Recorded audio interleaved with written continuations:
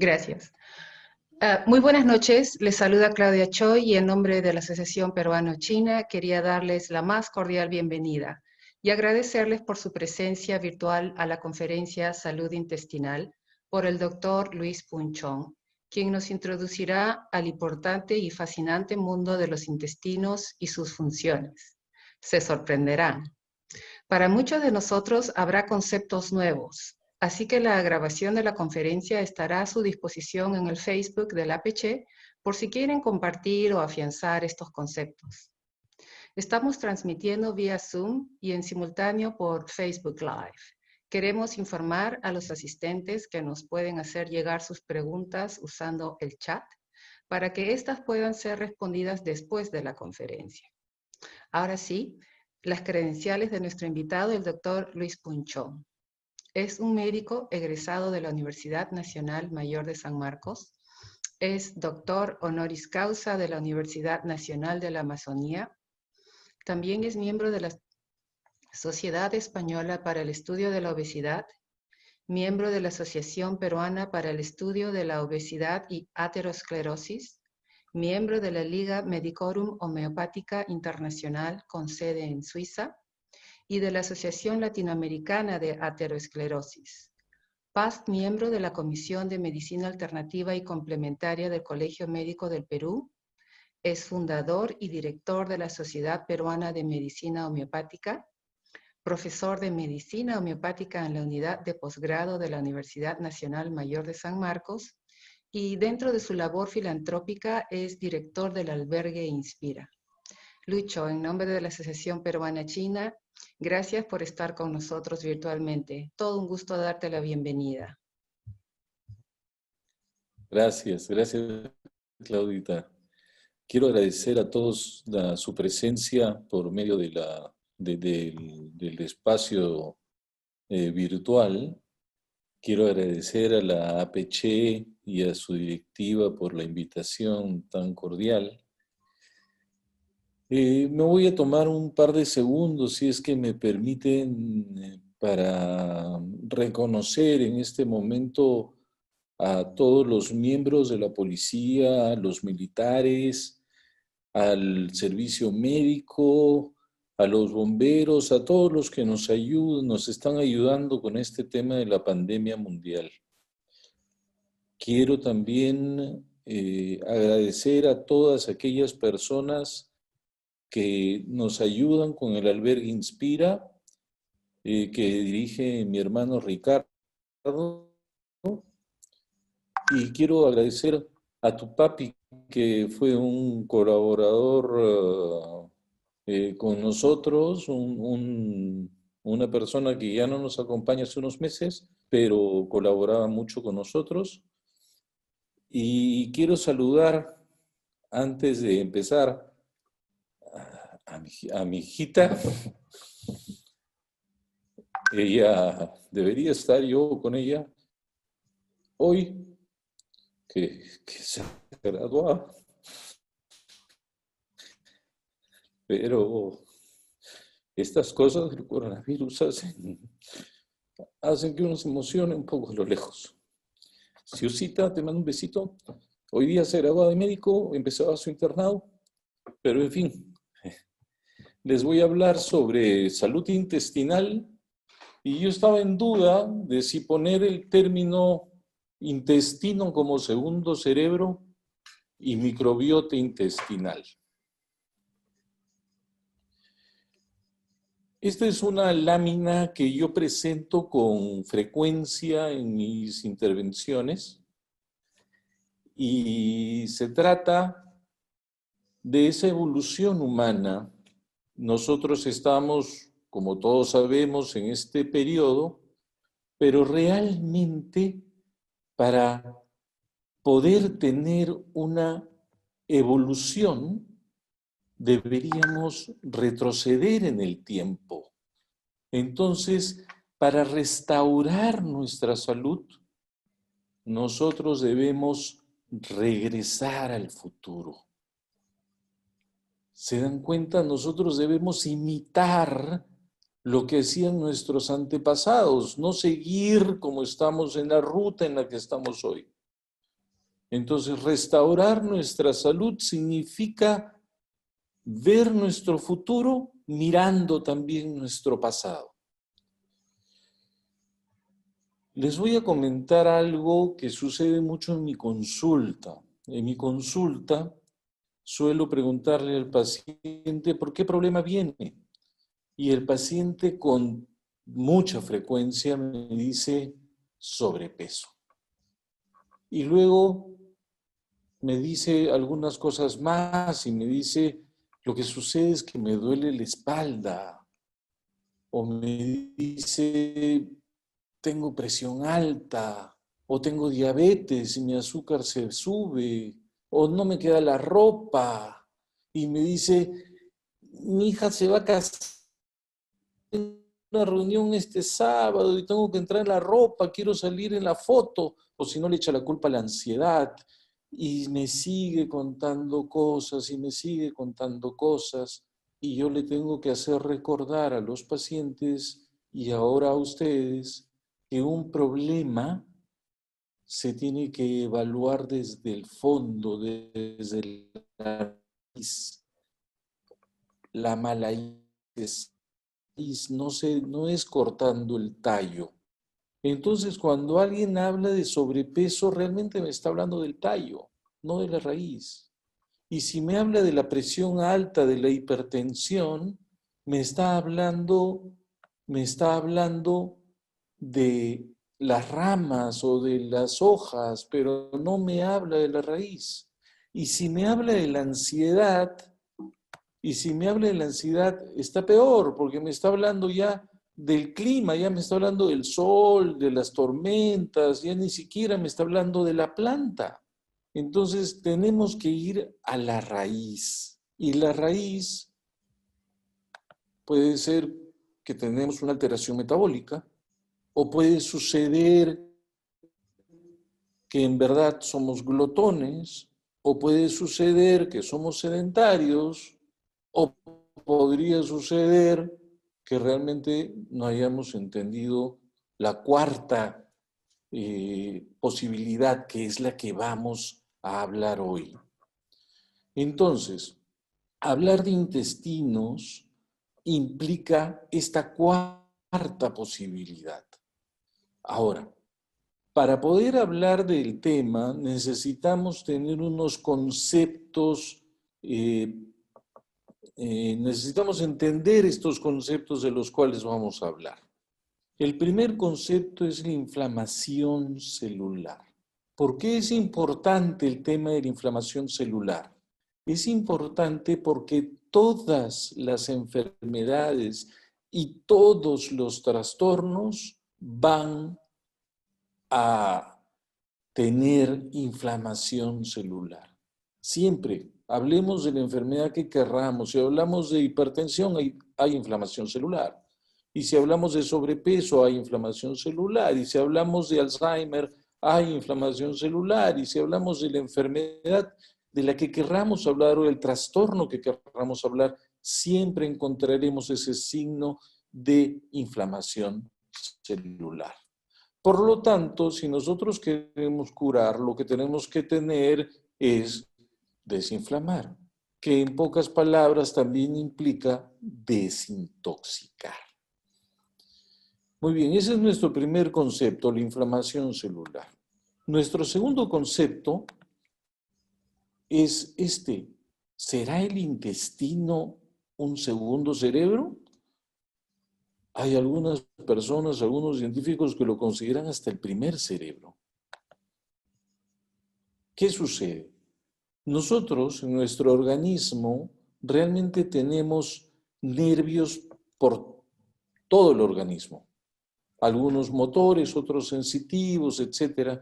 Y tenemos básicamente dos sistemas. El sistema nervioso central, que está compuesto por el cerebro y toda esa médula espinal, y el sistema nervioso periférico, que implica los nervios y los ganglios nerviosos. No son los ganglios que nos tocamos, son otros ganglios que siguen la cadena de nervios. Pero tenemos estos dos sistemas, el sistema nervioso central y el sistema nervioso periférico. ¿Para qué nos sirve entender esto? Nos sirve para entender que en los intestinos, en todo el abdomen, también hay neuronas. Entonces tenemos aproximadamente 100 millones de neuronas y forma un sistema que se llama el sistema nervioso entérico. Entérico en el lenguaje médico implica intestino. Por eso el término gastroenteritis, ¿no? Significa, entérico significa intestino. Entonces hay un sistema nervioso a nivel intestinal. Y sucede que este sistema también secreta las mismas sustancias que secreta el sistema nervioso central. Entonces, lo que vamos a tener son unas vías nerviosas que conectan áreas cerebrales. Estas vías nerviosas que están conectando áreas cerebrales conectan pensamientos y emociones con el sistema inmune, con el sistema endocrino y con el sistema nervioso intestinal, el entérico. Y luego hay una interconexión entre todos estos sistemas. Entonces, realmente sí hay una conexión entre intestino y cerebro. Ahora, ¿qué sucede? Hay también que entender de que existen unos neurotransmisores. Los neurotransmisores son como palabras que dicen las neuronas. Las neuronas se van a comunicar por intermedio de estos transmisores. ¿Y dónde están estas neuronas? En todo lado. En el cerebro, en los intestinos, en el resto del cuerpo. Pero hay esta neurotransmisión, esta comunicación entre las neuronas. Y lo que tenemos es esto, triptófano, que es un aminoácido esencial. Este triptófano, que significa aminoácido esencial, significa de que lo tenemos que consumir, porque no lo podemos fabricar. Este triptófano es especialmente interesante porque es el que va a derivar a serotonina, el que va a producir serotonina. Y recordaremos que la serotonina es esa hormona que está relacionada con el bienestar, con el comportamiento humano, con la actividad sexual y con el sueño, por ejemplo. Y cuando está alterada la serotonina vamos a tener ansiedad, depresión. Entonces esta serotonina es producida, es creada por el triptófano. Y hay que saber que el 90% de la serotonina en el cuerpo se produce, se sintetiza, se produce a nivel de intestinos. Ahora, todavía hay una pugna entre saber si la serotonina puede entrar a la barrera encefálica o no, pero lo que sí se sabe es que 90% de la serotonina que se produce en el cuerpo es a nivel intestinal.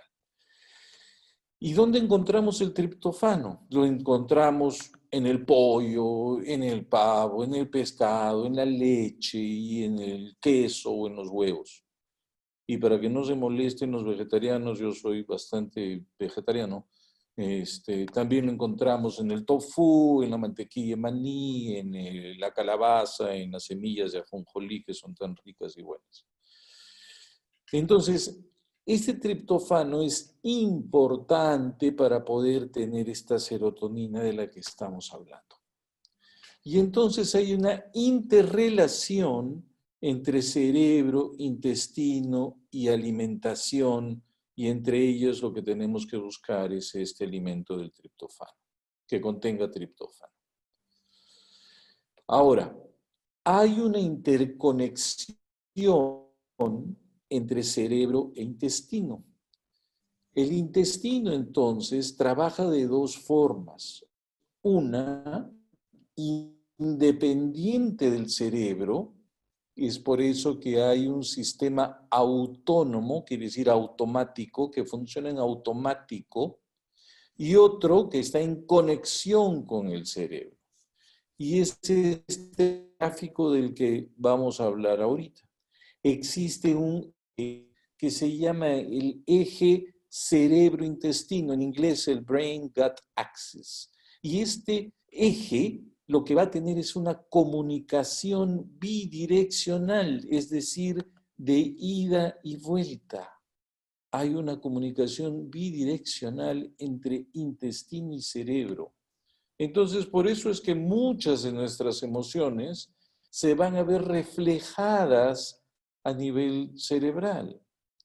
Entonces, recordaremos, por ejemplo, la emoción que sentíamos a los 15 años cuando veíamos a una chica linda, teníamos maripositas en la barriga, ¿no? Igual las chicas con respecto a los chicos. Y entonces, esta comunicación intestino hacia cerebro es muy intensa. Es tan intensa que el intestino puede registrar emociones. Si bien es cierto, el intestino no piensa, pero sí se va a comportar como un órgano sensorial. Por eso es que tenemos la sensación de vacío a nivel abdominal. O tenemos maripositas a nivel del estómago.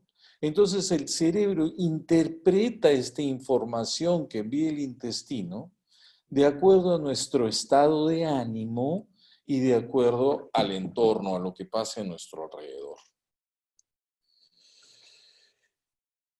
Si nos imaginamos a un paciente con colon irritable, este paciente sufre lo que en homeopatía nosotros le llamamos el rubro de trastornos por anticipación. Es un paciente que solo por el hecho de pensar en un evento próximo, como puede ser dictar una charla o como puede ser un examen, entonces tiene problemas digestivos. Entonces la persona antes del examen tiene deseos de ir al baño. ¿Qué es lo que ha sucedido? Lo que realmente sucede es que se han activado las mismas áreas cerebrales, que son las áreas de alerta, que se activan cuando uno tiene ataques de pánico, por ejemplo. Entonces, los trastornos por anticipación activan esas mismas áreas cerebrales que las áreas de ataque de pánico. Hay una interrelación, entonces, entre el colon irritable con algunas enfermedades funcionales del estómago, como por ejemplo las dispepsias, y con algunos trastornos psiquiátricos, como por ejemplo la ansiedad. Esta figura es para demostrarles que el intestino forma como una barrera semipermeable, lo que en medicina llamamos barrera semipermeable. Semipermeable quiere decir que deja pasar algunas sustancias y no deja pasar otras. Lo que es impermeable, recordamos el abrigo impermeable, el impermeable no deja pasar el agua cuando hay una lluvia, ¿no es cierto? Lo permeable quiere decir que permite pasar todo. Y lo semipermeable, como es el caso del intestino, solamente deja pasar las sustancias benéficas, pero no deja pasar las sustancias tóxicas. Las sustancias tóxicas las eliminamos. Pero ¿qué sucede cuando hay estrés? Cuando hay estrés, este estrés afecta la barrera mucosa de los intestinos. Y al afectar esta barrera mucosa, no va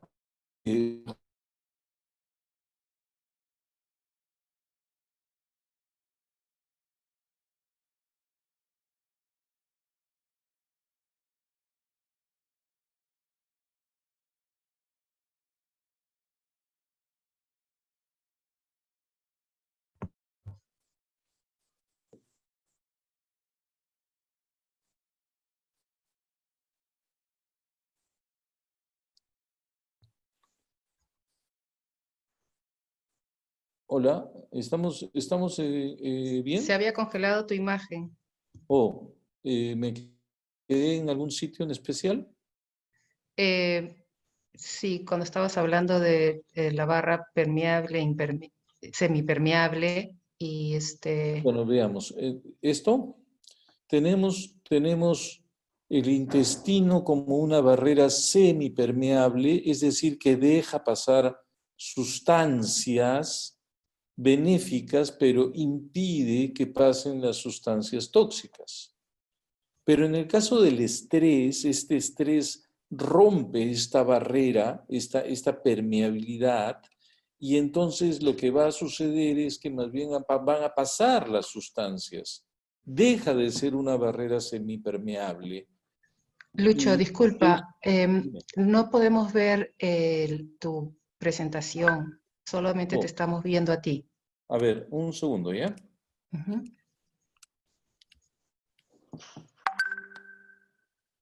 Mm, un segundo. Perfecto. Ahora sí, ya. Ujú. Entonces, lo que les decía es que el intestino forma una barrera semipermeable.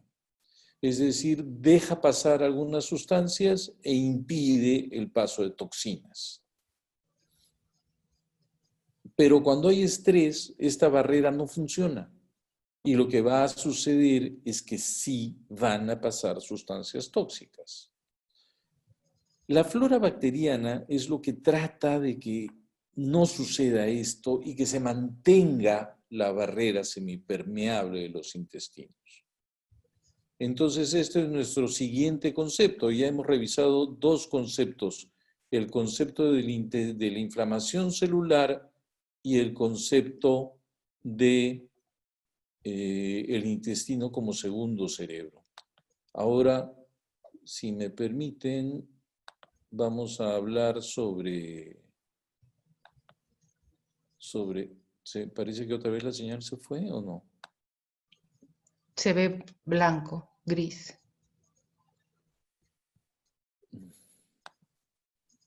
Perdóname un segundo.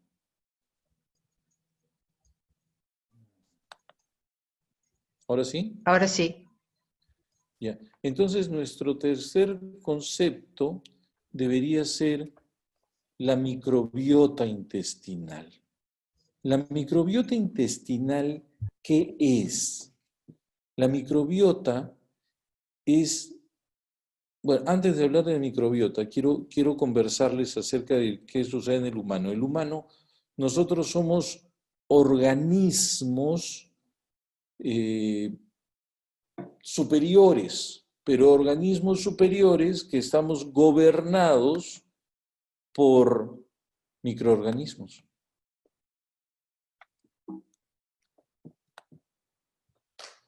Y entonces aquí viene el concepto de microbiota, que es una unidad de organismos vivos. Hay muchas bacterias que viven en nuestro cuerpo y que se van a acomodar en ciertos, nosotros le llamamos nichos, nidos. Estos nichos, estos microorganismos, es una de las comunidades más densamente pobladas. Entonces, ¿qué sucede? Que hay más microorganismos en nuestro cuerpo que microorganismos en el suelo o que en el océano.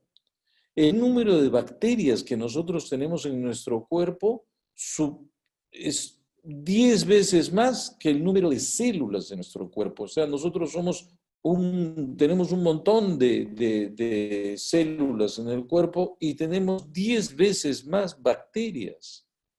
Se pueden imaginar la cantidad de bacterias que nosotros tenemos. Y estas bacterias se van a ir acomodando en diferentes partes del cuerpo. Entonces nosotros tenemos un concepto que es el microbioma.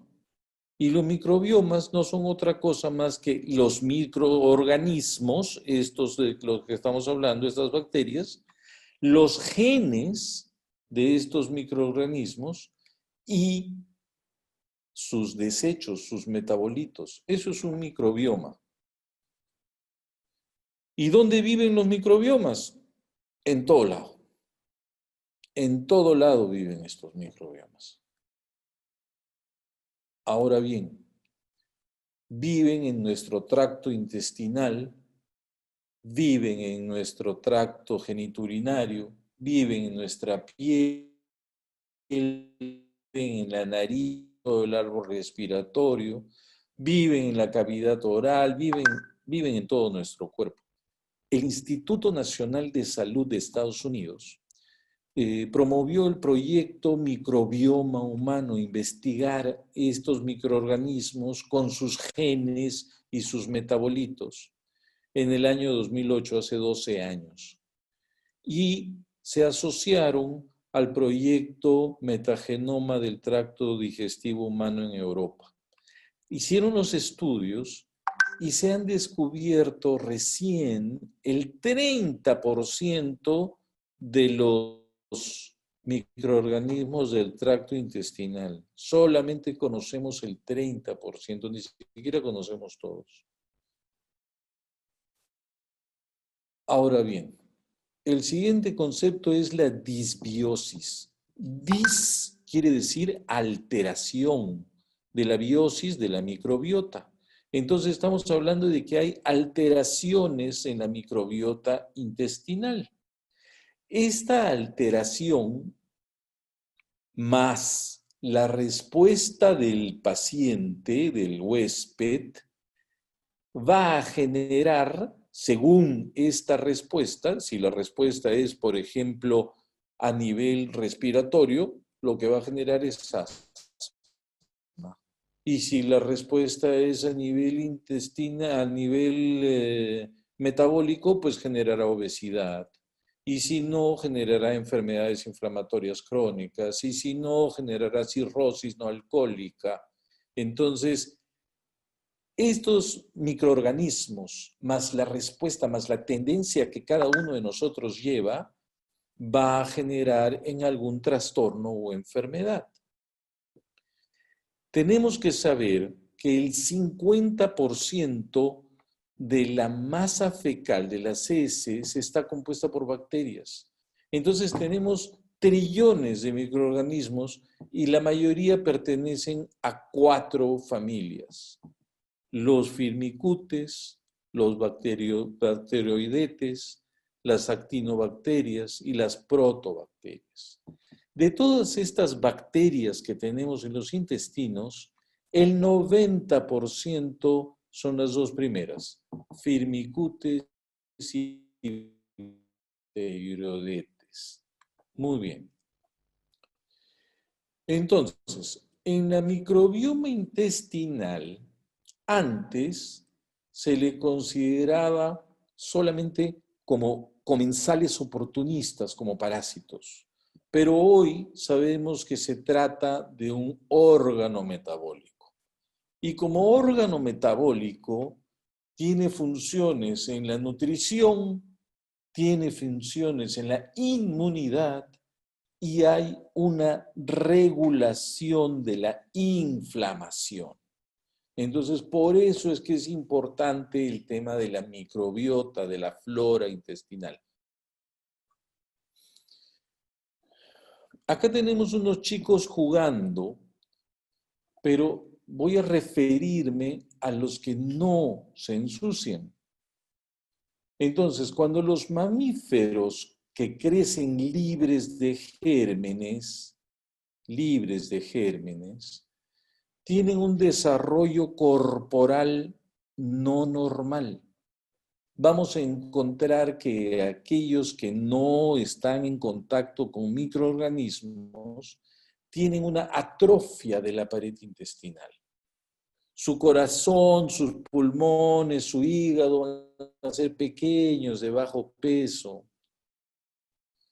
Y vamos a tener que tienen un bajo nivel de inmunoglobulinas y vamos a tener un sistema inmune realmente inmaduro. Entonces, esa es la relación entre la microbiota intestinal y el sistema inmune. Una dieta compuesta de polisacáridos complejos tiene que pasar a monosacáridos, se tiene que degradar. Y para degradar, para poder ser asimilados, necesitamos de las enzimas de la microbiota intestinal, es decir, esos bichitos que tenemos en los intestinos van a secretar unas enzimas y estas enzimas van a destruir lo que comemos y lo va a transformar en moléculas más pequeñas para poder ser asimilados. Y entre esos vamos a tener ácido acético, ácido propiónico y ácido butírico. Este último, el ácido butírico, es el que nos interesa porque son usados por las células del colon como fuente de energía. Entonces, nuestra dieta va a terminar siendo una fuente de energía porque ha sido degradado a monosacáridos gracias a estas bacterias. Entonces, sabemos que los microbios y los vertebrados, nosotros somos parte de los vertebrados, han tenido una evolución juntos a través de los años. Y entonces el funcionamiento normal del sistema digestivo y del sistema inmunológico va a depender de esta simbiosis de la microbiota y el organismo humano. Entonces, tenemos unos factores que van a influenciar sobre esta microbiota. Y en estos factores, uno de los más importantes es la dieta. Entonces, nosotros podemos tener en la dieta que hay gente omnívora, que es la que come de todo, que hay carnívoros y que hay herbívoros. Eso sucede en todos los mamíferos, ¿no es cierto? Entonces, nosotros podemos tener una comida que nos lleve más hacia los firmicutes, que son uno de los tipos de bacterias, o hasta al otro lado los bacteroidetes. Entonces nosotros, de acuerdo a nuestra alimentación, nos vamos a inclinar esa balanza más hacia uno o hacia el otro lado. Y acá quiero llamar su atención, porque cuando se han hecho experiencias en ratoncitos de laboratorio y les hemos dado de comer solamente un solo día, de dieta occidental, es decir, alta en grasas y en azúcares y pobre en polisacáridos de vegetales, hemos encontrado que ha habido un cambio en la microbiota solamente con un día. Puede cambiar la microbiota en los ratoncitos. Y si les damos 2 semanas de esa dieta, lo que vamos a encontrar es que estos ratitas se van a engordar. Entonces, la dieta va a influenciar sobre nuestra microbiota y esta va a influenciar sobre nuestro estado metabólico. Entonces, en presencia de gran cantidad de alimentos, lo que nosotros vamos a tener son más bacterias de firmicutes. Y en presencia de una comida más sana, lo que vamos a tener son bacteroidetes. Ahora, a nivel fetal, hay una controversia aún en saber si es que el feto tiene flora o no tiene flora, si tiene microbiota o no tiene microbiota. La mayoría coincide en que el feto no tiene microbiotas, pero la microbiota, esta flora de microorganismos, se van a formar a partir del nacimiento, que puede ser por parto normal, por canal del parto, o por cesárea, pero se van a formar microbiotas distintas. Como también va a ser distinta la microbiota del que lacta, del que usa leche maternizada.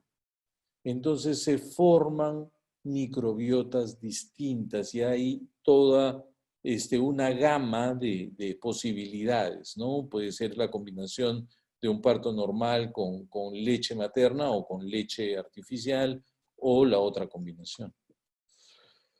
Entonces, tenemos que las bacterias halladas en los exámenes de heces de un lactante van a ser similares al perfil bacteriano que tenemos en el canal del parto.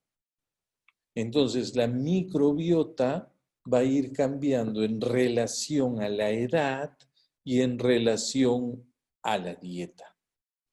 En los primeros 2 años, lo que vamos a tener son unas bacterias que se llaman bifidobacterias, y luego la microbiota va a ir cambiando hacia los firmicutes o los bacteroidetes, como les decía hace un rato.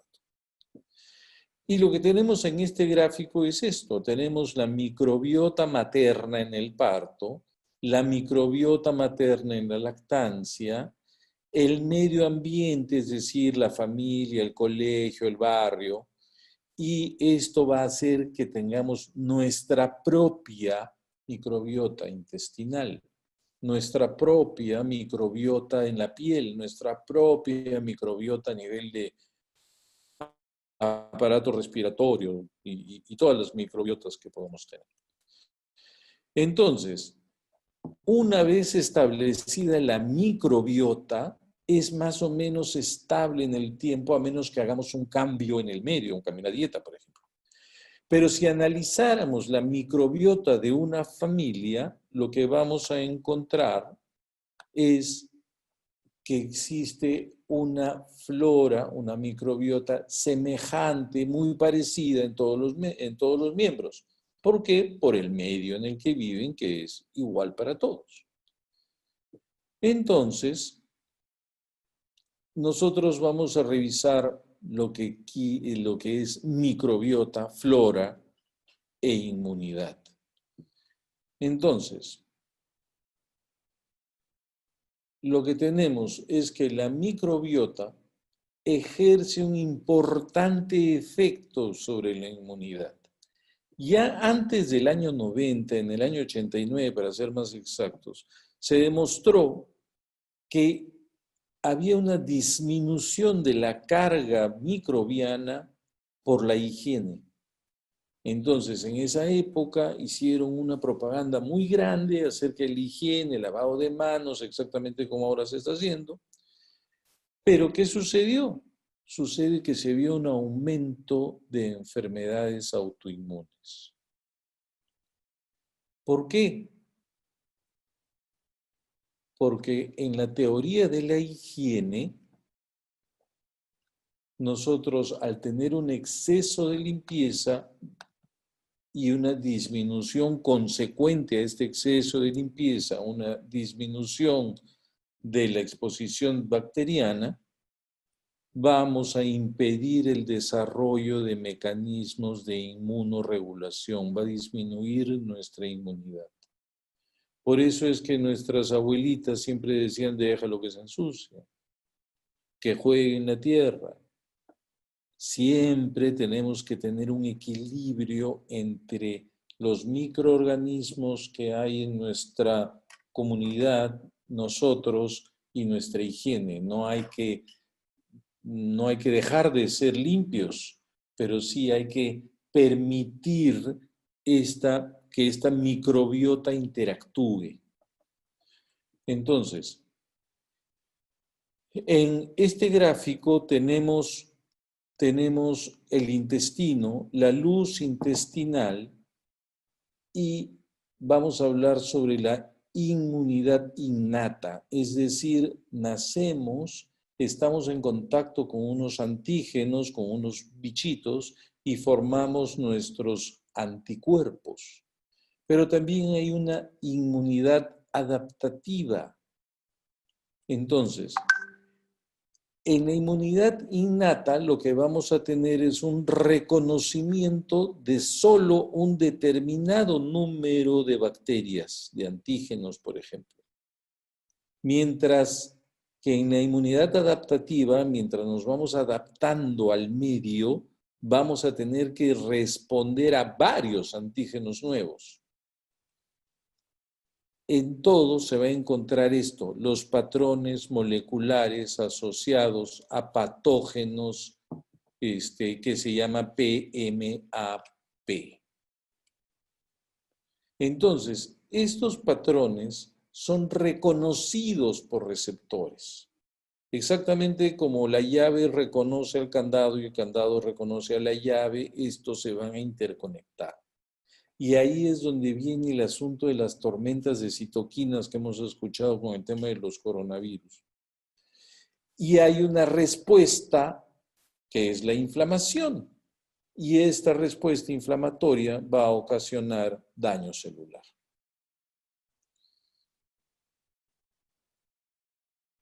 Vamos a pasar esta lámina y vamos a ver esto. Tenemos hiperplasia e hipertrofia. El concepto de hiperplasia significa que ha aumentado el número de células. Y el concepto de hipertrofia significa que las células han aumentado de tamaño. Entonces, las células grasas pueden ser por hipertrofia o por hiperplasia. Aumento de células o aumenta el tamaño de las células. La obesidad es en el adulto, cuando ha sido flaquito y de adulto engorda, lo que tenemos hipertrofia. Pero cuando hay obesidad juvenil, tenemos hiperplasia. El problema es que cuando este chico se transforma en adulto, hay hiperplasia e hipertrofia.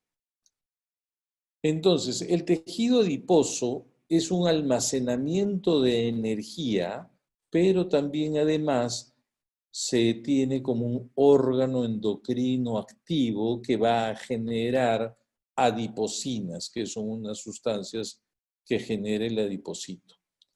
Y lo que vamos a tener en comparación de niños de África con niños en Europa es que los niños de África tienen una dieta más rica en fibra y por lo tanto vamos a tener más bacteroidetes. Está mal escrito, es bacteroidetes.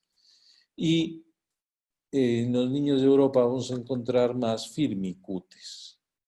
Entonces, en estos niños hemos encontrado menor incidencia de asma y alergias. Ahora, en los ratones que son libres de gérmenes, es decir, totalmente libres de gérmenes, nunca estuvieron en contacto con gérmenes, y se les hace un trasplante de microbiota, de flora intestinal, de ratones convencionales, de ratones que sí han tenido contacto con gérmenes, vamos a tener que si le trasplantamos a las 3 semanas o si lo trasplantamos a la primera semana de vida. Entonces, si lo trasplantamos a la primera semana y a la tercera, en los dos casos, vamos a encontrar que cambia la microbiota. El detalle está en que si el trasplante es tardío, es decir, después, vamos a tener una respuesta inflamatoria. Quiere decir que han habido cambios permanentes de la inmunidad por no haber tenido ese contacto con gérmenes desde la primera semana. Ahora quiero conversarles un momento sobre microbiota y metabolismo. Eso implica obesidad. Y entonces en la obesidad, como yo les decía, la persona come más o ejercita menos y ahí está la cuarta posibilidad de la que estábamos hablando hace un rato, tenemos una alteración en la relación firmicutes-bacteroidetes.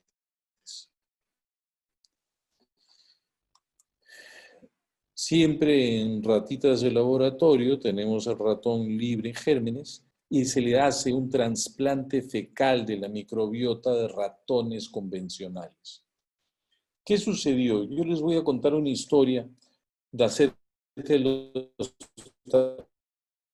fecales. Hace algunos años atrás había una paciente, una dama que tenía una infección por Clostridium, que es una bacteria, y nada le curaba. Entonces uno de sus médicos recordó el trasplante fecal como parte de un tratamiento. Le hicieron el trasplante fecal de la hija, tiene que ser de una persona que convive en el mismo ambiente.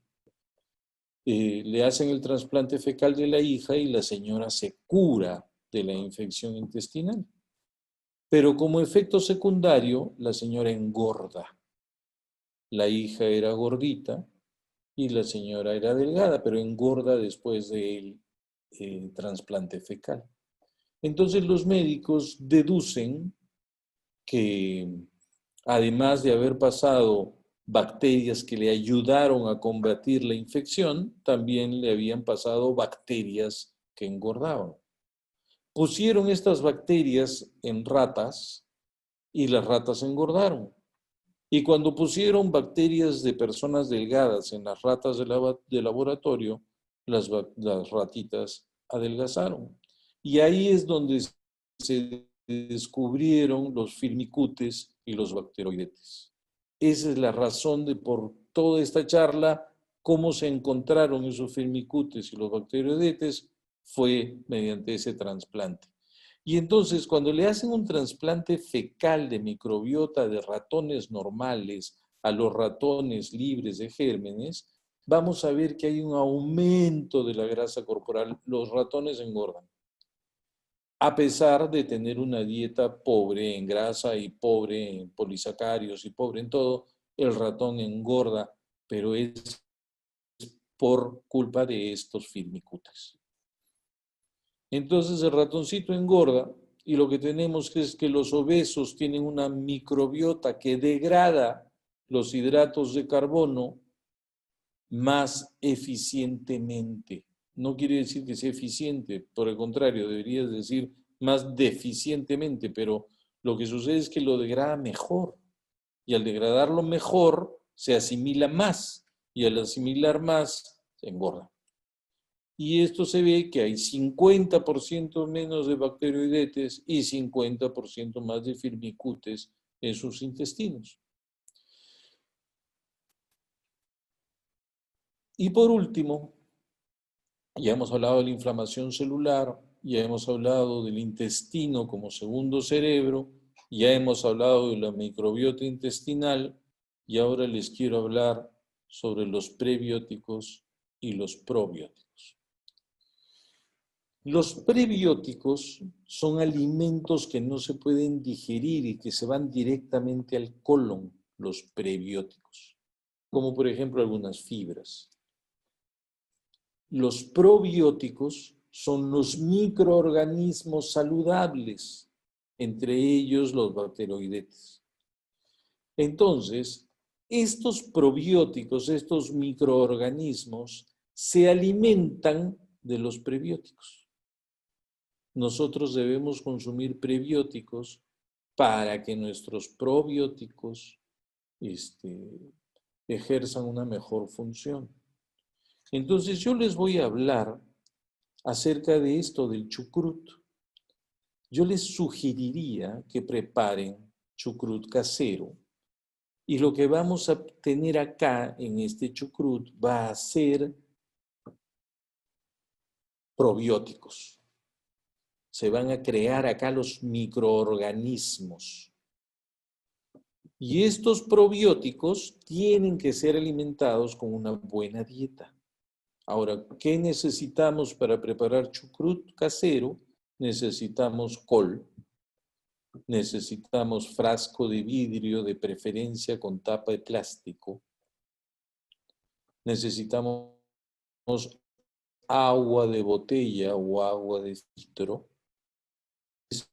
de preferencia sal de maras. Eso es todo lo que se necesita. Entonces lo que tenemos que hacer es cortamos la col, le quitamos el corazón a la col, lavamos nuestra col con agua o agua de botella que no tenga cloro. Luego la dejamos escurrir, la cortamos en pedazos, en pedacitos pequeños, más o menos del mismo tamaño para que todo fermente igual. Le ponemos sal de maras, una cucharada, y lo movemos y lo dejamos en reposo por espacio de media hora, una hora.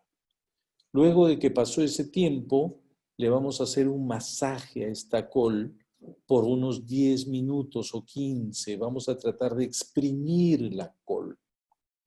Y va a soltar sus jugos. La col que estaba seca, escurrida, va a empezar a soltar sus jugos. Todo eso, es decir, la col y los jugos, van a ir al frasco de vidrio. Entonces ponemos un poco de col, vamos presionando, ponemos más col y vamos presionando, y luego terminamos de poner el líquido, ese líquido que contiene sal. Si el líquido no cubre toda la col, tenemos que agregar un poco de agua para que cubra. No puede estar la col por encima del líquido. El líquido tiene que estar por encima de la col. Antes de cerrar el frasco, debemos poner un peso para que toda la col se asiente.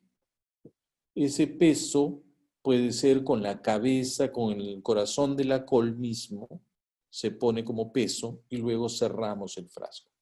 Ese frasco se debe dejar en un ambiente fresco, donde no caiga el sol, por espacio de una semana. A la semana abrimos el frasco, retiramos, botamos el peso, el corazón de la col, y lo que tenemos es chucrut, que tiene harto bacteroidete.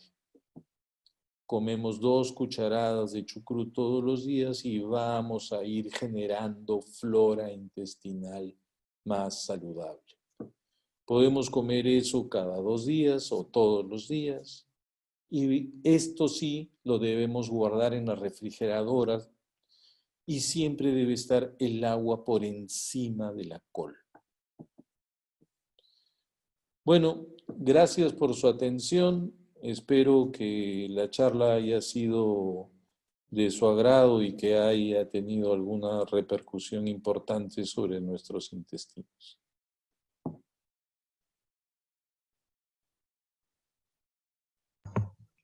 Gracias a ti, Lucho.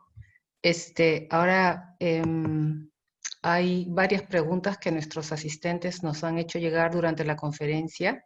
A ver, Así por que favor, sí, cuéntame. así que empecemos. Sí, A sí, ver, cuéntame, por favor. ajá. Mira, la primera pregunta es, ¿cómo se cura el colon irritable? No, es una pregunta, o sea, tratar de curar por medio de este sistema de televideo es muy difícil.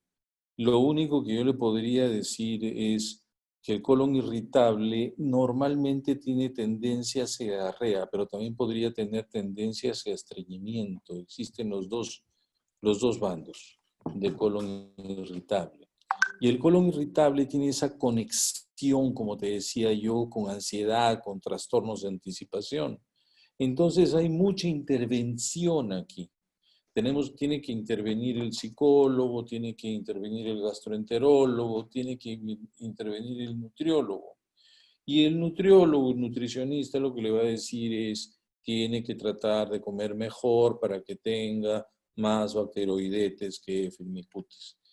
Y va a tener que tratar de tener esta flora más activa. Entonces, uno de los trucos podría ser usar este chucrut que te acabo de decir, no dejar de comer fibra, ejercitarse, pero no hay un tratamiento como dame un medicamento que lo cure. No existe eso. Ahora, en algún momento, si me invitas, podemos conversar sobre medicamentos homeopáticos y probablemente podríamos encontrar alguna cosa, pero no existe medicamento que vaya contra esa enfermedad. Gracias, Lucho. La siguiente pregunta ¿es bueno tomar pastillas para el lavado del colon? ¿O qué se puede hacer, qué puede hacer Es bueno, uno? perdón, se entrecortó, Sí, ¿es bueno tomar pastillas para el lavado del colon? ¿O qué puede hacer uno para regular el metabolismo? Ya. No, no. Vamos a ver. El lavado de colon como terapia existe. O sea, sí se pueden hacer lavados de colon. Se pueden hacer enemas y lavados de colon y desintoxicación colónica, pero para eso hay que hacerlo con una persona que lo sepa hacer. Yo particularmente no me dedico a esa parte, pero sí existe y es válido hacerse lavados de colon. Ahora, de hecho, cuando uno cambia su flora intestinal, su microbiota, va a afectar su metabolismo. Ahora, no estamos hablando solamente del metabolismo de los alimentos, estamos hablando del metabolismo como entidad, como problema, es decir, vamos a tener menos enfermedades llamadas metabólicas, como diabetes, por ejemplo.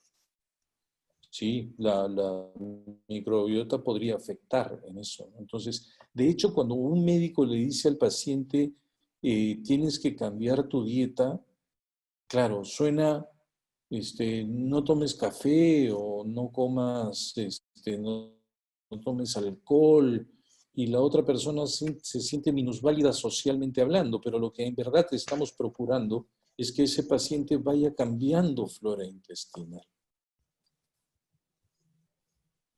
Gracias, Luchito. ¿La halitosis puede ser síntoma de un intestino inflamado? La halitosis puede ser síntoma de muchos trastornos digestivos, ¿no? Y no necesariamente digestivos, porque puede ser un problema dentario, puede tratarse de un tema de garganta, puede ser un tema de faringe. Es decir, el tema del mal aliento podría ser, si bien es cierto, digestivo, como podría ser cualquier otra cosa. Pero también es un hecho que hay gérmenes en la boca, que hay bacterias en la boca y que a veces esas bacterias no son las más saludables. Por lo tanto, a la hora de hacer un cambio de microbiota, podría suceder que también te ayude en el tema de la halitosis, si es que es una halitosis dependiente de estas bacterias. Porque si es una halitosis dependiente de infección dentaria, no te va a ayudar el cambio. Gracias. ¿Los germinados son prebióticos? Los germinados eh, son alimentos, son excelentes alimentos. El germinado es una forma de comer alimento vivo. El germinado quiere decir yo pongo unas semillas y espero que broten esas semillas y esos brotecitos los comemos y vamos a tener un alimento muy vivo. El frijolito chino, que nosotros conocemos bien, que son esos larguitos, blanquitos y que vienen con una raicita, eso realmente es un germinado. Y existen germinados de diferentes verduras, ¿no? Y entonces podemos ir al mercado y encontrar germinados de brócoli, germinados de alfalfa, que son los más comunes, y también hay germinados incluso de rabanitos y cosas. Estos germinados son una forma de comer ciertos productos, como por ejemplo el germinado de lentejas, es como una forma de comer lentejas, pero en su forma más viva. Sí, es una forma de comer un prebiótico. Gracias, Luchito. Buenas noches, dice. Un varón de 42 años ha pasado por evaluación clínica y todos los resultados están bien. Sin embargo, está perdiendo peso, está en 48 kilos. Dada la situación emocional, ¿puede ganar peso? Eso ya es una pregunta muy personal. No te sabría decir, tendría que ver los estudios, tendría que ver si me compete dentro de lo que yo hago. Pero normalmente cuando alguien pierde tanto peso, tenemos que buscar ahí enfermedades un poco más consuntivas, ¿no? Más que consumen al cuerpo. Y estas enfermedades podrían ser una diabetes, podría ser una tuberculosis, podría ser una neoplasia, tenemos que ir investigando, ¿no? Podría ser un síndrome de inmunodeficiencia, hay diversas cosas. Entonces, responderte la pregunta es un poco difícil. No hay forma de que nosotros le podamos ayudar a resolver, porque no sabemos la raíz. Es lo que yo te decía en la segunda o tercera lámina. Tenemos que tener el problema en la raíz, saber cuál es el origen de todo para poder hacer que esta planta sea otra vez una buena planta. Entonces, si nosotros supiéramos que la raíz es una diabetes, pues vamos a curar la diabetes. Y si es una tuberculosis, acabemos con la tuberculosis. Y así. Pero sin saber el diagnóstico es muy difícil poder dar ayuda, ¿no? Aquí también hay una pregunta, creo que es bastante específica ¿Se puede curar el síndrome metabólico? Valores siempre en el límite alto, pero triglicéridos en 300.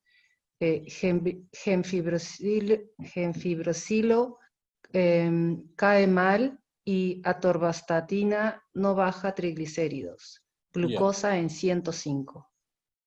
ya. El síndrome metabólico es un síndrome muy conocido. Eso lo descubrió el doctor Riven hace ya algunas décadas. Yo tuve la suerte de conocer a Riven y de tenerlo acá en Lima, en casa, por unos días. Y es un síndrome que está muy en relación con problemas cardíacos y muy en relación con problemas metabólicos. Entonces vamos a tener problemas con el colesterol, problemas con proteínas en orina, vamos a tener un tema de sobrepeso. Hay una serie de trastornos y que en conjunto se llaman síndrome metabólico. Ahora, para el síndrome metabólico hay una serie de herramientas que se utilizan en medicina. Una de ellas es ir a un régimen higiénico dietético adecuado. Se refiere a la higiene personal por fuera, pero también por dentro, es decir, a desintoxicarse. Se refiere a manejar un régimen dietético adecuado. Y además debemos tener la medicación adecuada. Entonces, seguramente su médico le debe recomendar los mejores medicamentos para esta persona. Ahora, sí es posible que algunos medicamentos, entre comillas, le caigan mal. ¿Por qué? Porque ya tiene problemas hepáticos o porque ya tiene problemas que no puede metabolizar ciertas sustancias. Entonces, sí podría optar por agregarle a su tratamiento algún grado de medicamentos homeopáticos o medicamentos alternativos, ¿no? Sí, podría ser. No hay una garantía absoluta de recuperación porque no sabemos en qué grado está, ¿no es cierto? Gracias. ¿El yogur griego se puede utilizar también para mejorar la flora intestinal, al igual que el chucrut? Ciertamente, ciertamente. Los yogures también tienen probióticos, algunos de ellos, sobre todo los que dicen probióticos. Pero tenemos que tener en cuenta el seguimiento de la cadena de frío. Entonces, no podemos comprar yogur en los mercaditos que no tienen una refrigeración adecuada. Entonces yo veo cuando pasamos, por ejemplo, por el mercado de proveedores y encuentras que venden los yogures por cantidades inmensas, pero están, digamos, en los almacenes, pero no hay una cadena de frío, esos yogures no sirven. Entonces, primero, tiene que ver en la etiqueta de que sea con probióticos. Segundo, tiene que seguir esa cadena de frío, es decir, llevarlo inmediatamente a casa y refrigerarlo, tomarlo del dispensador frío y llevarlo frío a casa. Porque si va a haber cambios de temperatura, ese probiótico se muere. ¿Y la caseína de los yogures afecta en la permeabilidad del intestino? Es probable. Eso va a depender de cómo está ese intestino. Un señor dice, tomé ketorolaco por 3 días y se me ha irritado el estómago. Cada vez que como siento dolor. ¿Qué puedo hacer? La pregunta es muy individualizada. No tengo una respuesta exacta, porque habría que hacerle otro tipo de preguntas, como qué más come en su dieta, y etcétera, ¿no? Hay algunos medicamentos que sí van a caerle mal a las personas, ¿no? El glucofaje, la metformina podría caerte mal a pesar de que la necesites para resolver un problema de insulina. Igual un antiinflamatorio podría caerte mal, pero eso va a depender de cómo es tu organismo, ¿no? Entonces, no tengo una respuesta, lamentablemente, perdón a los que están escuchando o viendo el programa, no puedo resolver preguntas tan individualizantes porque eso amerita algo más que el estar en este contacto que me permite llegar a ustedes, ¿no? Les agradezco las preguntas, pero no todas las puedo contestar, lamentablemente, por este medio, ¿no? Necesitaría un poco más de datos. Sí, creo que este también está en esa categoría. Dice, tengo 2 dolencias conmigo ya hace buen tiempo. Un estreñimiento severo que en este tiempo está peor y alergia respiratoria. ¿Hay alguna forma de mejorar esta condición de salud que me trae bastante incomodidad? De hecho sí, o sea, pero de hecho tiene que seguir las indicaciones de su médico. Pero si vamos a comer probióticos y prebióticos, también le va a ayudar.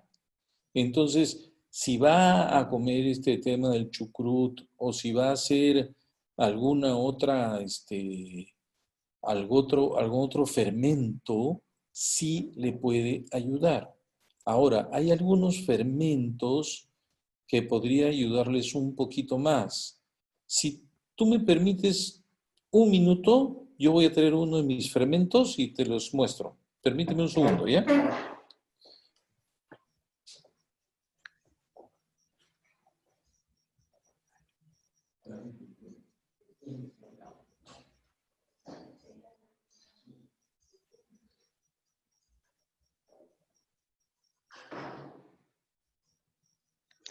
Mientras tanto, aprovecho para decirle a los asistentes que hay algunas preguntas relacionadas con homeopatía. El doctor Pung es homeópata también y hemos conversado en estos días que vamos a organizar una conferencia específicamente para homeopatía. Entonces, me disculpan si es que no le formulo esas preguntas y por favor las guardaremos para la próxima conferencia que tendremos con el doctor Pung.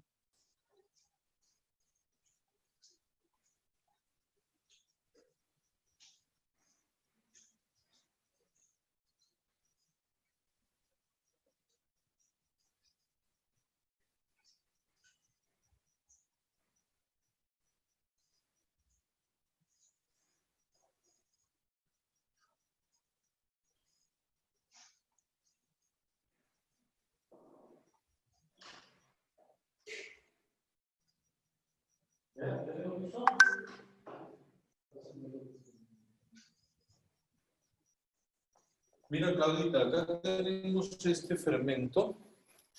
Este fermento es a base de quión, no sé si lo puedes ver. Este es un fermento a base de quión. Si lo mueves un poquito más frente a ti para que... Ahí Así, está. como Sí, esto. sí, Ya. mejor deja de compartir pantalla para que él esté en la pantalla completa.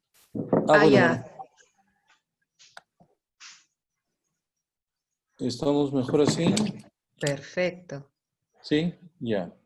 Entonces, esto es un fermento que estoy preparando recién hace 3 días porque el otro se me acabó.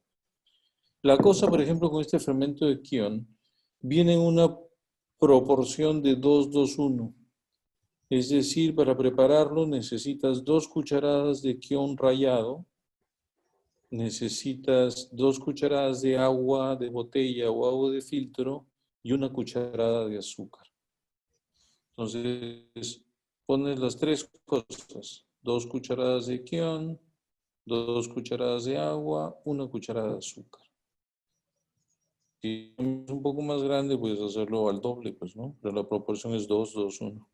Entonces, preparamos esto. Al día siguiente, volvemos a hacer lo mismo. Ponemos 2 cucharadas de quión rallado, 2 cucharadas de agua y 1 cucharada de azúcar. Al día siguiente, nuevamente, y así lo hacemos por unos días. Y lo que vamos a tener es un fermento.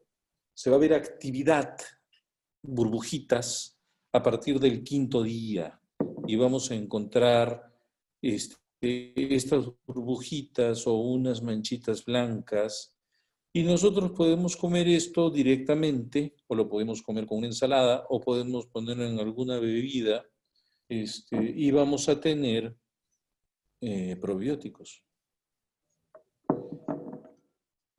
Igual podemos hacer con el chucrut, con la col fermentada, o con encurtidos, ¿no?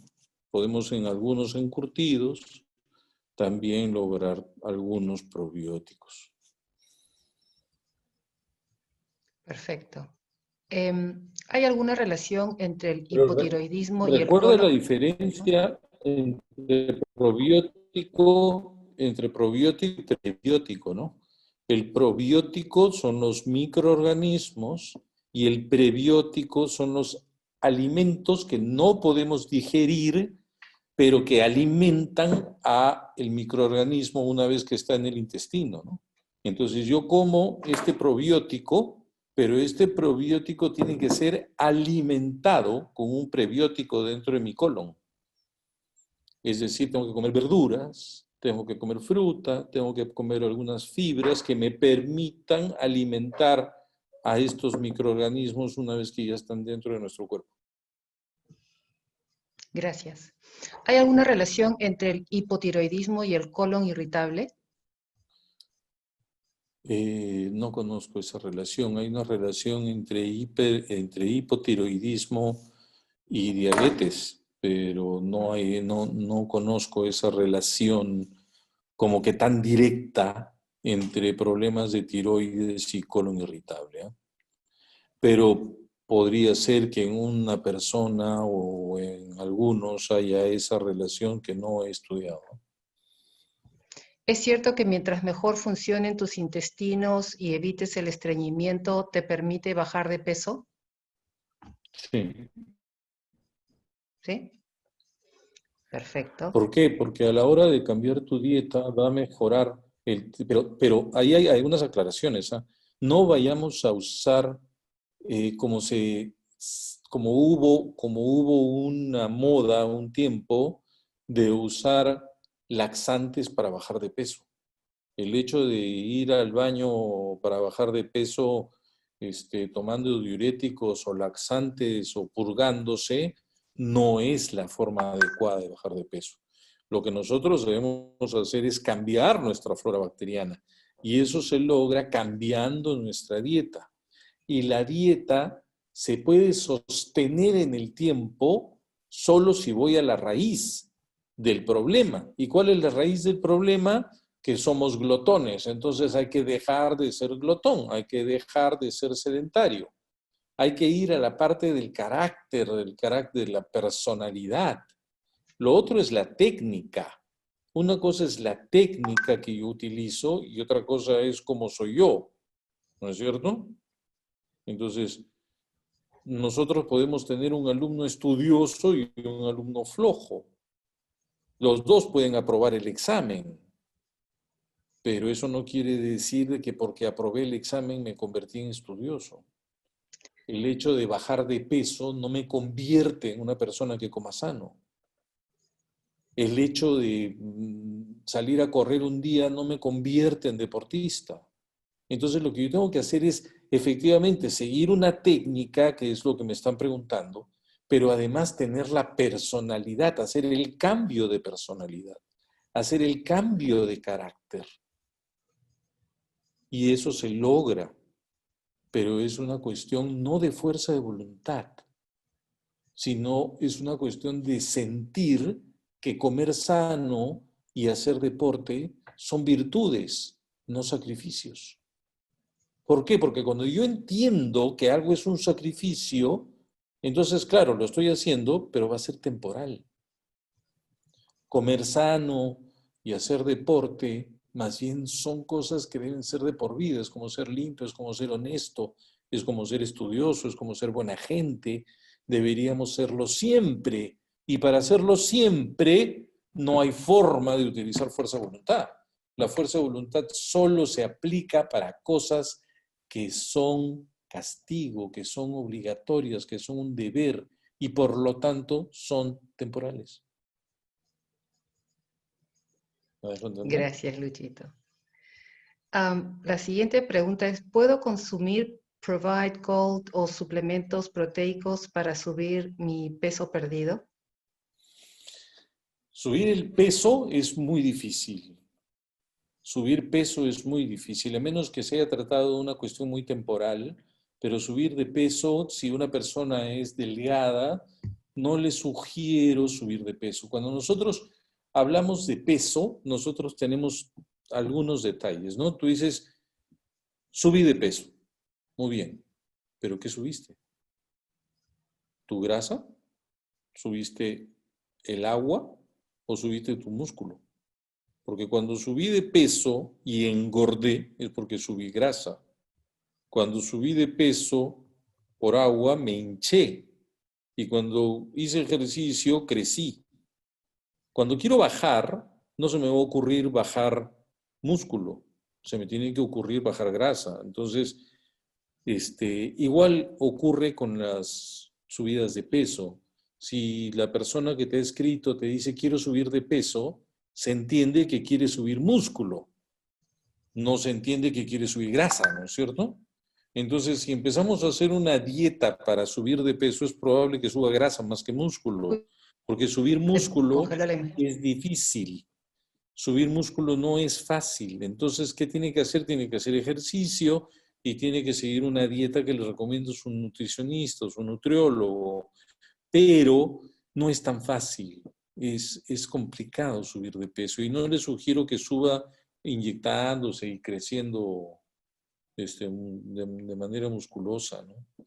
Ahora, si es que ha tenido una enfermedad consultiva, como por ejemplo una tuberculosis y bajó de peso, es probable en algunos pacientes cuando se recuperan también algo de su peso, ¿no? Habría que conocer un poco más el caso, pero si se trata de una persona delgada, porque siempre ha sido delgado, no, es difícil subir de peso. Lo que va a subir más bien va a ser grasa. Entonces lo que va a hacer es una persona delgada pero con panza. Entonces no es lo que creo que le guste. Gracias. La otra cara de la moneda, alguien te pregunta, ¿es cierto que mientras mejor funcionen tus intestinos y evites el estreñimiento, te permita bajar de peso? Sí, como te decía, se puede bajar de peso, te va a ayudar en una pérdida de peso porque tienes un mejor control de tus alimentos, porque vas a tener más bacteroidetes que firmicutes, pero no vayas a usar laxantes, no vayas a usar purgantes, tampoco utilices diuréticos para bajar de peso. Esa es una técnica muy mala. Tampoco usen hormonas tiroideas para bajar de peso. Tampoco necesitamos tomar anorexigénicos, esas pastillas que te quiten el hambre. Menos tomar pues el todo a la vez, ¿no? Porque hay gente que toma unas cápsulas que tienen todas esas cosas contenidas en una sola cápsula. Y eso es grave. Eso no se debe hacer. Entonces, una pérdida de peso se va a lograr, como te decía hace un rato, con una técnica adecuada de alimentación. Yo considero que una técnica adecuada sería manejar 80-20, es decir, 80% de comida sana, 20% de licencias, pero hay que saber cuándo aplicarlas, no se aplican desde el principio. ejercicios que sean los adecuados. Para eso se sugiere siempre ejercicios aeróbicos, no saltitos, sino que estén controlados con latidos cardíacos, a eso se refiere ejercicio aeróbico. Y el cambio de carácter, el cambio de personalidad. Si no hacemos eso, pues no vamos a poder bajar de peso. Es cambio de carácter, es régimen alimentario y ejercicio. Y en el régimen alimentario lo que se debe procurar es cambiar la microbiota, la flora intestinal. Gracias. ¿La ivermectina veterinaria puede afectar los intestinos? En general, ¿puede afectar el organismo humano? Sí, claro. La ivermectina en cualquier forma. No solamente la veterinaria, la de uso humano también. Ahora, la ivermectina es una palabrita muy socorrida ahora por el tema del coronavirus, ¿no? Pero recuerda lo que te dije al principio, el coronavirus produce inflamación, como produce inflamación todas las enfermedades. Ahora, esta inflamación va a ser en determinado sitio, entonces te agarra más el árbol respiratorio. Entonces, por ahí se soltó la idea de que haciendo alimentos que vayan, digamos, como más hacia el árbol respiratorio podría funcionar. Entonces decían que el kion y decían que los ajíes y decían que ciertas cosas. Todavía no hay nada comprobado con respecto a alguno de estos alimentos y que vayan directamente hacia el tema del coronavirus. Entonces, hacia el tema del coronavirus. Pero sí te va a ayudar a la salud completa, es decir, si tú utilizas estos fermentos de Kion que te digo, no te voy a garantizar de que no vas a ser infectada por el coronavirus, pero sí te garantizo de que vas a tener una mejor salud en el futuro. Ahora, si Gracias. tú tomas Perdón. ivermectina sí podría influenciar como influencia cualquier medicamento convencional sobre el organismo, ¿no? Cualquier medicamento convencional puede afectar, ¿no? Ahora, si ustedes están interesados en los temas naturales, sí existe medicación de prevención a nivel homeopático, ¿no? Para el coronavirus, ¿no? Y bueno, sí existe, ¿no? No es un problema. El que quiera esa información se la puedo pasar por interno porque tampoco se puede proyectar así con Justam- tanta facilidad, ¿no? Justamente cuando fuiste a traer el probiótico, les anuncié a todos los asistentes de que Perdóname, a- a- vale, suena interrumpido, entonces no te escuché la pregunta. no es una pregunta, sino que es un comentario, que justamente cuando tú fuiste a traer el probiótico, le comenté a los asistentes, porque hay ¿Sí? preguntas de homeopatía, y les dije que las iba a reservar o que las reservaran para tu próxima conferencia de homeopatía. Entonces, sí, hay algunas preguntas de homeopatía. Perdóname, no te escuché. Está muy interrumpida, está muy interrumpida. La conexión se ha congelado la imagen. Uf.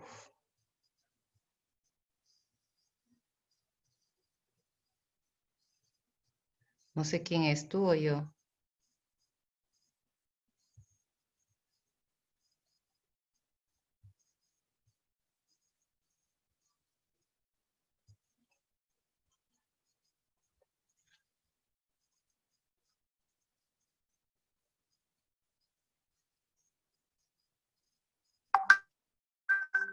Ay, Luchito, y ahora sí estamos bien. Hola, hola. Sí, ¿me escuchas mejor? Tenemos conexión está un poco complicada, ¿no? Te veo Sí, como que congelada. ahora me ves mejor. También tú estás congelado. No, pero te escucho bien. Te escucho Ya, bien, no te veo muy... ya. Solamente te estaba comentando de que las personas, les he comentado a los asistentes de que vas a hacer una conferencia de homeopatía y por eso las preguntas de homeopatía las estamos guardando para la siguiente vez.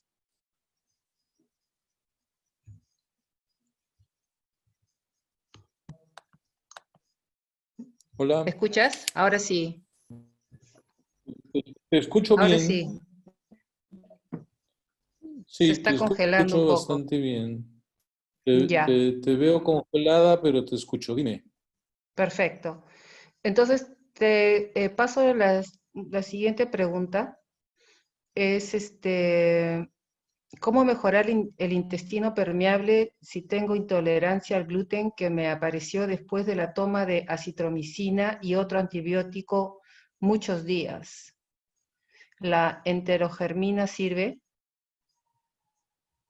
No te escucho nada. ¿No? Ahora, Te ¿me escuché muy escuchas mejor? algo. Me imagino que intolerancia. A ver, vamos a Dime, ver si... dime. Voy a sacar el video. ¿Ahora me escuchas mejor?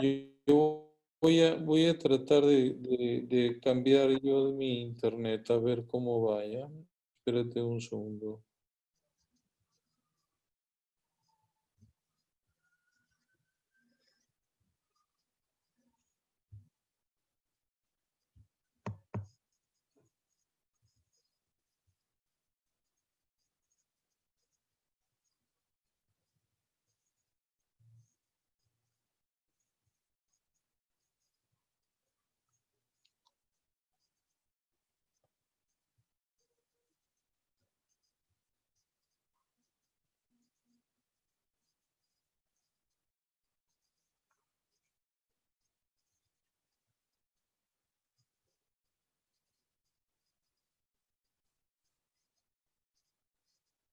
Hola. ¿Ahora sí? Sí, Ahora sí está parece que bien. ahora estamos mejor. Sí. Sí, mucho mejor. Sí, Sí, la pregunta es, ¿cómo mejorar el intestino permeable si tengo intolerancia al gluten que me apareció después de la toma de acitromicina y otro antibiótico muchos días? ¿La enterogermina sirve? sí. La enterogermina te puede ayudar cualquier prebiótico también y cualquier probiótico te va a ayudar a regenerar flora bacteriana, la flora intestinal, ¿se entiende? Eh, la intolerancia al gluten, no sé que si sea transitoria, es difícil, probablemente ya sea un problema con el cual te quedes. Eh, pero nada, es cuestión de que converses con tu nutricionista para ir viendo si realmente existe esa intolerancia al gluten. Existen exámenes también para ver si uno es intolerante al gluten. Lamentablemente, no siempre sale positivo a pesar de ser positivo. Entonces, tú puedes tener intolerancia al gluten, te toman los exámenes y sale negativo, como si no tuvieras intolerancia al gluten, pero sí la tienes. Así que podría ser no muy, un dato muy relevante el hecho de que salga negativo en los exámenes de sangre. Gracias.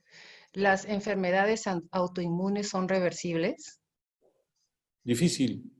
Enfermedades autoinmunes como por ejemplo el lupus eritematoso sistémico, el lupus como se conoce, o alguna enfermedad como por ejemplo reumatológica, son difíciles de reducir a cero. Pero, como te vuelvo a decir, lo único que yo les estoy tratando de transmitir con esto de los prebióticos y los probióticos y los cambios de flora bacteriana es que sí va a haber una influencia positiva sobre la enfermedad que yo tengo, porque todas las enfermedades cursan con inflamación. Entonces, si yo como algo que va a romper esa cadena de inflamación, va a ir mejorando un puntito más mi problema. Entonces, y mejorar un puntito más sobre alguien que tiene artritis, o sobre alguien que tiene presión alta, o sobre alguien que tiene diabetes, ya es un paso adelante.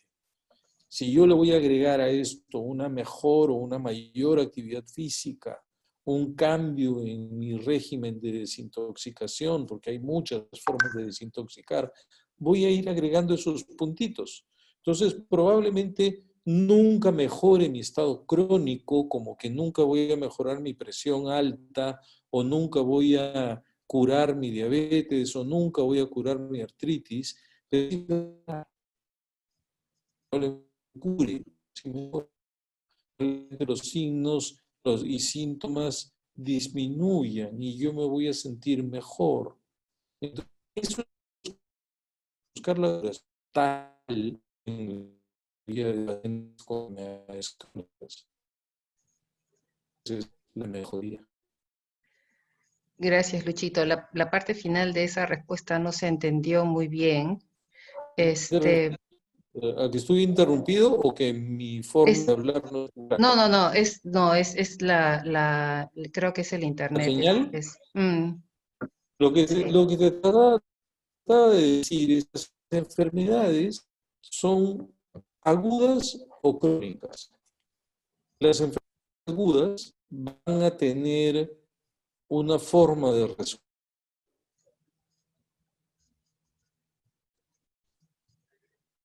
Mm, se ha congelado la imagen totalmente, si es que me puedes escuchar. Las Eh, enfermedades agudas se resuelven solas o se necesita una medicación por un tiempo o se van a crónicas. Entonces, hay esa forma de resolución, no es que se resolvió, sino se terminó en eso. Termina como que te curas completamente o tu cuerpo no puede curarse completamente y se va a cronicidad. Ahora, las enfermedades crónicas ya no se pueden curar solas, ya necesitas medicación. El cuerpo no es capaz de curar solito una enfermedad crónica. Entonces usas una medicación. La medicación puede ser convencional o puede ser una medicación alternativa, natural, homeopática, fitoterapia, acupuntura, cualquiera de esas. Entonces, tú escoges cuál de todas esas herramientas me va a servir para ayudar a mi paciente. Entonces, si yo veo un paciente que no se va a poder resolver por medicina natural, pues hay que recomendarle que se vaya a la medicina convencional. Y al revés, si tenemos un paciente que está en medicina convencional y que necesitaría una ayuda alternativa, pues bienvenido. Así es como funciona. Pero las enfermedades crónicas, Claudia, no se resuelven solas. Las enfermedades agudas sí podrían resolverse solas si tu organismo está adaptado o está en situación de hacerlo. Esa gracias. es la gran diferencia entre las enfermedades. Entonces, si tú me hablas de una enfermedad crónica, necesita medicación, sea convencional o sea natural. Pero además necesita Y esos Laura, famosos sí, cambios de regímenes higiénico-dietéticos. sí, ya, sí, te corto. Sí, Luchito, mira, han entrado muchísimas preguntas más y la gran cantidad que nos han llegado son testimonio de lo interesante que es este tema para muchos. Este, queríamos agradecerte en nombre de la Asociación Peruano-China Gracias por a tu ti, gracias a magnífica ustedes. exposición, por habernos explicado con tanta claridad conceptos que son nuevos para muchos y haber compartido tan generosamente consejos y cuidados para llevar una vida más saludable. La conclusión de esto es que Ujú. nuestro intestino está conectado con el cerebro y nuestro intestino está conectado con lo que comemos y nuestro intestino está conectado con nuestro sistema endocrino y con nuestro sistema inmune y con nuestras respuestas a varias enfermedades. Entonces, comer sano implica irse a lo más natural. Es esa figura que yo te decía, regresemos al estado anterior del humano. Regresemos, y eso implica actividad física. Antes el humano no pedía comida por delivery, antes el humano no usaba el carro para todo. Si bien es cierto, no te voy a pedir que vayas a cazar tus alimentos ni a conseguirlos del árbol, sí, pues camina a la tienda y regresa con tus cosas cargándolas. No regresa pues, necesariamente en taxi, si puedes traer tus cosas a pesar de que hay un poquito de peso en tu carga, pues cárgalas, no necesitas el auto.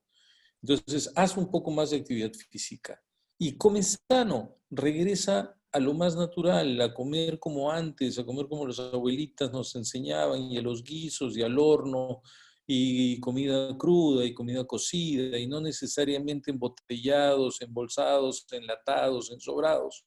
Porque recuerda que todos esos alimentos son inocuos, es decir, no hacen daño, entre comillas, porque son inocuos, le han puesto cosas y le han quitado todas las bacterias. Pero al quitarles todas las bacterias, estás como esas ratitas que yo te decía, las ratitas libres de gérmenes. Y al estar libre de germen, no hay respuesta de tu sistema inmunológico. Entonces es necesario comer cosas que, entre comillas, tengan gérmenes buenos. Entonces, el preparar el chucrut que yo te decía va a hacer que tengas gérmenes buenos. Y los tendrías que preparar con tu mano. ¿Para qué? Porque tu mano también tiene algunas bacterias. Tiene que estar limpia tu mano, por supuesto. Metes la mano y va a haber bacterias que tú estás metiendo. Y en tu ambiente también hay bacterias. Y esas van a ir entrando. Y todo se va a transformar en algo saludable. Por supuesto que todo tiene que estar limpio, ¿no es cierto?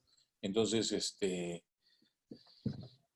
pero vamos a tener estas bacterias que necesitamos y nada, les recomiendo que consumamos prebióticos, que consumamos los probióticos, que usemos estos fermentos, que busquemos fermentos caseros, que nos puede tomar un poquito de tiempo, pero que finalmente va a ser en repercusión positiva sobre nuestra salud. Claro que sí. Nuestro agradecimiento también queremos hacer llegar a los asistentes y todos los que participan con sus preguntas. Para los que deseen contactarse con el doctor Luis Pun, por favor a su WhatsApp. Luchito, por favor, ¿cuál es el número otra vez? Porque estaba en la pantalla. El WhatsApp sí, 997-922-325. Ahí pueden hacer algunas preguntas si desean. No les voy a poder contestar inmediatamente, pero les voy a contestar. ¿Sí? Perfecto. Una cosita más que tengo que agregar. El APC se complace en anunciar para el próximo martes 16 de junio a las 7:30 de la noche la conferencia Feng Shui para el hogar o Feng Shui para el hogar con Francisco Choi. Quedan cordialmente invitados. Luchito, una vez más, Eso suena muy interesante. Suena la muy del Feng Shui, interesante. Sí, claro, es el un próximo movimiento de martes, entonces, energías, sí. un movimiento de energías impresionante. eh, no es tan difícil de manejar, no es fácil, pero no es tan difícil. Y es interesante, es muy lindo el tema.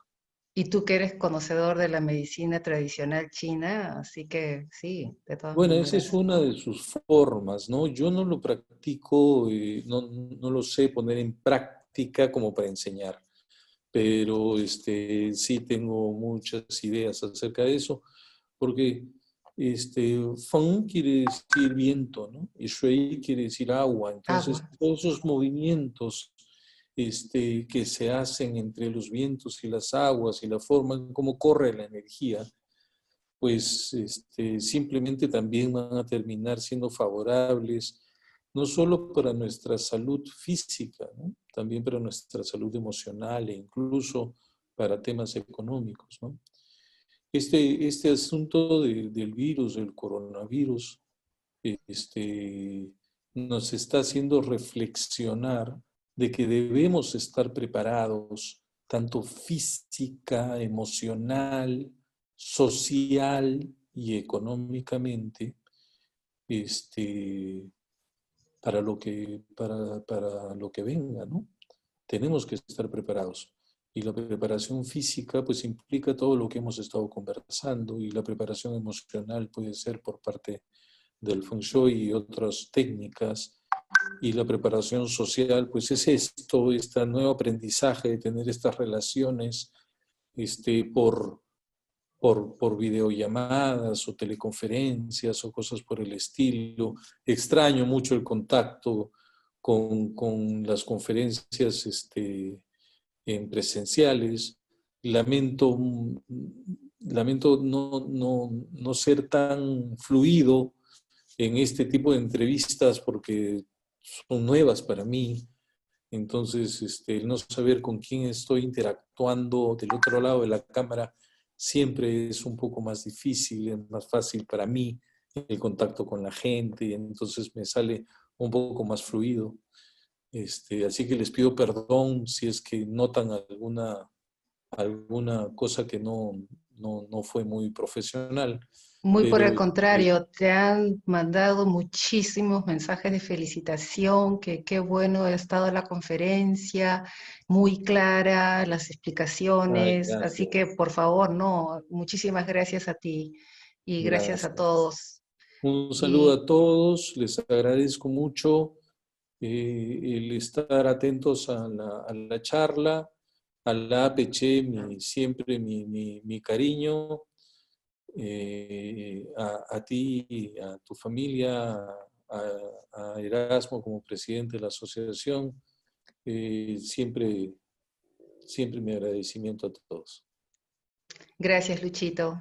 Muy buenas Ok, noches para ti. bye.